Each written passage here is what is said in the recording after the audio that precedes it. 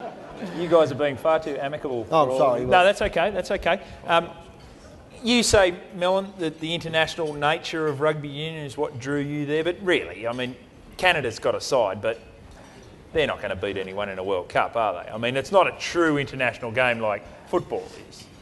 Oh, I'd say it is, mate. Yeah, when you compare it, so we're apples for apples. Rugby league, you've got Great Britain and New Zealand and Papua New Guinea. Very good side, Papua New Guinea. So Very good at least, you know, there's a top tier of 16 nations. The IRB are spending a fair amount of money to develop other nations, but there's still, you know, 120 countries that play rugby union through World Cups to try and qualify for that end result. So it is a truly national game, and I've played test matches in Spain, Scotland, Italy, France, Ireland, Wales. You can go all around the country. Argentina? Yeah, I played in Argentina. Yeah, didn't enjoy the ones in New Zealand as much, but yeah, it's truly, like, it's a national game, and like anything, mate, them teams are only going to get stronger, hopefully, as the game grows. Some of the Asian countries now have got massive numbers through Indonesia and China as far as numbers playing rugby union, so it's a growing sport. That's the great negative to AFL. What's your problem? Can I tell you? I know you're a senior citizen, Kevin. I'll speak up. This is where you've got to think about it, because you guys don't do a lot of thinking. The great negative of AFL, though, is you have your superb athletes, Olympic-class athletes that never represent Australia. Mate, as an Irishman, they play the Irish. They get the pig farmers from Ireland out and they play with a soccer ball. Kevin? All I'm going to say, and I'll finish off because this is too intelligent for this area,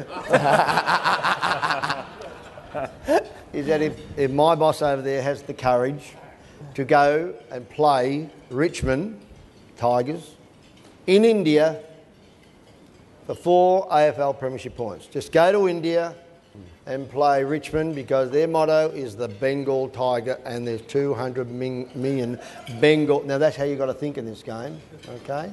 But you wouldn't possibly do it in rugby league. You're still asleep in rugby union, and you're just having world trips around the nation. You're going well, you are. You're going well. You have holidays everywhere now, don't you? Yes. So in our game, we need to go and play overseas now. Yeah. For 4 points. Seriously? Yep, India? absolutely. China? Well, India, anywhere there's a cricket ground, we can go. Right.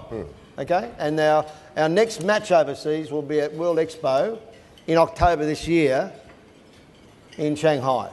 And there is Brisbane playing Melbourne in Shanghai this year in about the 10th of October. So we're on the way to looking at internationalising our game, because there's 20,000 kids playing Oz kick in South Africa. And the South African government love it. Why? Because the white kids and the black kids can play footy together in the one team, not worrying about that or that in the past. So, and it's sponsored by, believe it or not, Tats. So that's what's happening in our game under the radar. And what about the US too? There's we've got 56 teams in America, so they're up and running. Right, Yep. they're away. Especially California? California, 42 million, I love it.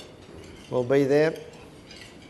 Just got to connect with America somehow, and if we connect with America with whatever we do, then we're in business, and we'll get there quicker than how slow we've been in Sydney. I mean, fancy bringing a team to Sydney and leaving them there for 27 years to play 11 home games at 2 hours a match. How do you promote a game, any game, at 22 hours a year? That is not, you go and talk to any business, that is not on. So we're here and we're going to be flying in 2 years. Join up, because we're going to be okay within 3 or 4. Okay. I can just imagine you and Governor Schwarzenegger. That'd be a fantastic combo. Don't knock him. He's a giant of a guy, but I don't mind him, all right?